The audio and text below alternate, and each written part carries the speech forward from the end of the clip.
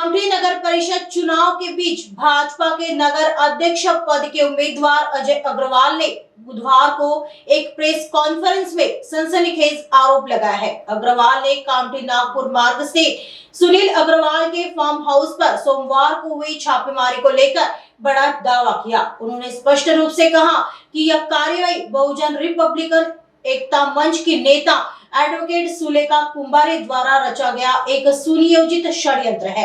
अजय अग्रवाल ने दो टूक कहा कि जिस सुनील अग्रवाल के फार्म हाउस पर छापा पड़ा है उसका भारतीय जनता पार्टी से दूर दूर तक कोई संबंध नहीं है। अजय अग्रवाल ने दावा किया कि सुलेखा कुंभारे ने राजनीतिक द्वेष और ईर्ष्या के कारण जानबूझकर यह झूठा घटनाक्रम रचा है ताकि चुनाव के माहौल को बिगाड़ा जा सके और भाजपा के बढ़ते प्रभाव को रोका जा सके।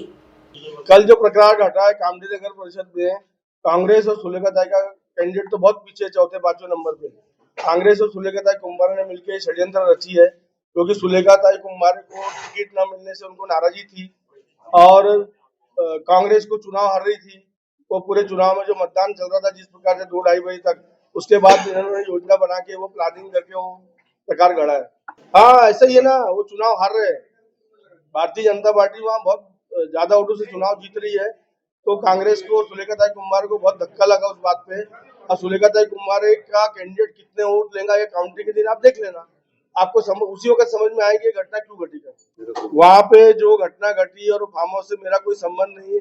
वहाँ पे भारतीय जनता पार्टी का कोई कार्यकर्ता नहीं मिला, भारतीय जनता पार्टी का कोई पोस्टर नहीं मिला, भारतीय जनता पार्टी का कोई बिल्ला नहीं मिला और बाकी भी कुछ नहीं मिला। वो सब प्रकार से हमारा कोई संबंध नहीं। वो जो फार्म हाउस के मालिक है वो मेरे रिश्तेदार है, लेकिन मैं आपको बताना चाहता हूँ, आपको बताने की जरूरत भी नहीं है कि राजनीतिक में सगे भाई आमने सामने खड़े रहते हैं। तो ये सब चीजें कि वो आपका कौन है ऐसा कोई बहुत ज्यादा महत्व रखता नहीं है।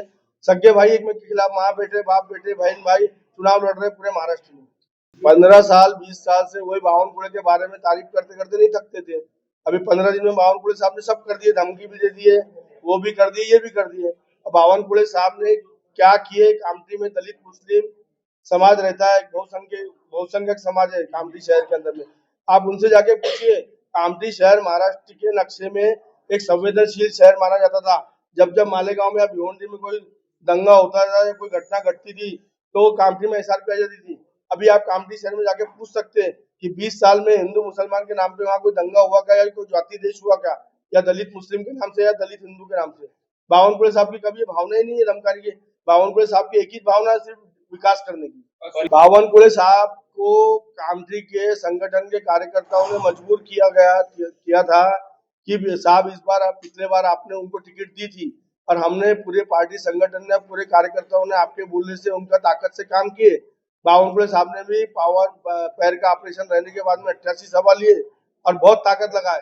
दुर्भाग्य से वो चुनाव हार गए। तो एक बार उन सब कार्यकर्ताओं की इच्छा थी, पार्टी संगठन की इच्छा थी कि हमारे में का कार्यकर्ता चुनाव लड़ना चाहिए। नहीं, बिल्कुल जांच करवाएंगे ना, जीत के आने या नहीं आने का कोई सवाल नहीं है। भारतीय जनता पार्टी तो भ्रष्टाचार की जांच करती है और विकास की राजनीति करती है। बिल्कुल है ना, उनकी यही साजिश थी। जब उनको चुनाव दिख गया था, 8 दिन पहले उनको चुनाव समझ में आ गया था, तो हमारी सभा में डिस्टर्बेंस करना, हमारी सभा में खलल डालना, हमारे प्रचार में खलल डालना, हमको बदनाम करना, बावनकुळे साहब के पास में दुष्प्रचार करके वीडियो निकालना कि इनने कोई काम नहीं किया 15 साल में, वगैरह वगैरह जो हुआ, उनको हर 8 दिन पहले दिख गई थी। तो वो एनसीपी के लोगों को पकड़ना या हमारे बारे में दुष्प्रचार करना, जैसे फार्म हाउस पे जाके, ये सब उनके हार का डर है और हमारे को बावनकुळे साहब को भारतीय जनता पार्टी को बदनाम करने का षड्यंत्र है।